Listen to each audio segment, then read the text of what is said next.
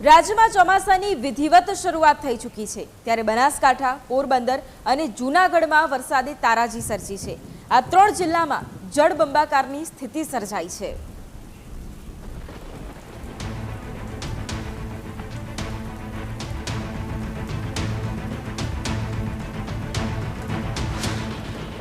રાજ્યના કેટલાક જિલ્લામાં વરસાદે સર્જી તારાજી, ખેતરો અને ઘરોમાં ફરી વળ્યા પાણી। બનાસકાંઠામાં રણ બન્યું દરિયો। બનાસકાંઠાના નડાબેટ વિસ્તારમાં આવેલા રણ વિસ્તારમાં ભારે વરસાદને કારણે પાણી ભરાઈ ગયા। જ્યાં પ્રવાસીઓ રણ નિહાળવા આવતા હતા, ત્યાં ચારે બાજુ પાણી જ પાણી નજરે પડી રહ્યું છે। રણમાં પાણી ફરી વળતા રણ દરિયો બન્યો, જેને જોવા પ્રવાસીઓ ઉમટી પડ્યા।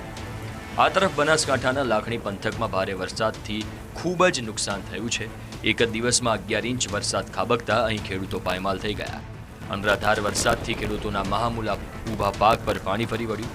ખેતરો બેટમાં ફેરવાતા બાજરી સહિતના પાક સંપૂર્ણ નિષ્ફળ ગયા છે। આફત બનીને ત્રાટકેલા અનરાધાર વરસાદથી ખેડૂતોની આશા પર પાણી ફરી વળ્યું છે। દશેરી માતાના દર્શને આવ્યા હતા, ત્યાં પછી અહીં રણમાં દરિયા જેવું વાતાવરણ બન્યું છે અને એક આહલાદાયક વાતાવરણ છે અને અત્યારે બધું જોવે ઉઠ્યું છે અને એકદમ દરિયાનો નજારો અહીં જોવા મળે છે। બનાસકાંઠામાં દરિયો નથી, સૌરાષ્ટ્રમાં દરિયો છે। અત્યારે સૌરાષ્ટ્રના દર્શન કરવા હોય તો અહીં નડાબેટ પધારો।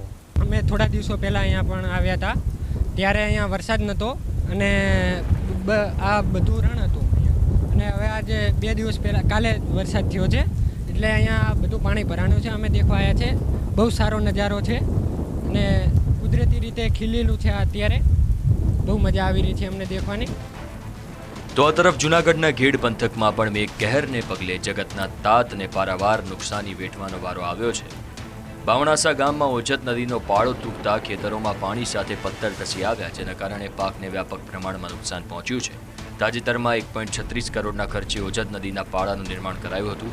હવે ખેડૂતોને નુકસાનીની સહાય જાહેર કરવાની અને પાળાનું સમારકામ કરવા માંગ કરી છે। તો આ તરફ કેશોદના ખેડૂતોનું પણ બિયારણ ધોવાઈ જવા પામ્યું છે।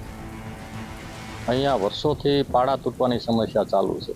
એનું એક જ કારણ છે કે ઉપરથી 100 કિલોમીટરનું પાણી આવે। ભેસાણ, વિસાવદર, જુનાગઢ, વંથલી, શાહપુર આ બધું પાણી અહીંયા ઘેડ વિસ્તારમાં બામણાસા ગામમાં જ આવે, એક જ ગામમાં।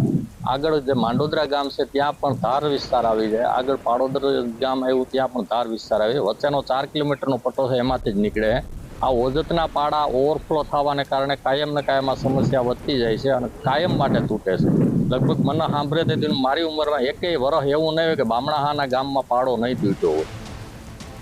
ભારે વરસાદને પગલે પોરબંદરની મધુવંતી નદી 2 કાંઠે વહી હતી। ઉપરવાસમાં ભારે વરસાદથી નદીમાં ઘોડાપૂર આવ્યું। આ નદીઓના પાણી ગ્રામીણ વિસ્તારમાં ઘૂસ્યા હતા। બીજી તરફ માધવપુર, કુતિયાણા, ઘેડ પંથકમાં ભયાવહ પરિસ્થિતિ સર્જાઈ। લોકોને નદીના પટમાં અને કાંઠા વિસ્તારમાં ન જવા તંત્ર દ્વારા એલર્ટ કરાયા છે। 19 ગામના લોકોને તંત્રએ ચેતીને રહેવા કહ્યું છે। તો હાઈવે પર ઓજત ભાદર નદીના ધસમસતા પ્રવાહ જોવા મળ્યા। નદી ભયજનક સપાટીએ વહી રહી છે, તો તંત્ર દ્વારા પોલીસ, હોમગાર્ડ તૈનાત કરવામાં આવ્યા છે।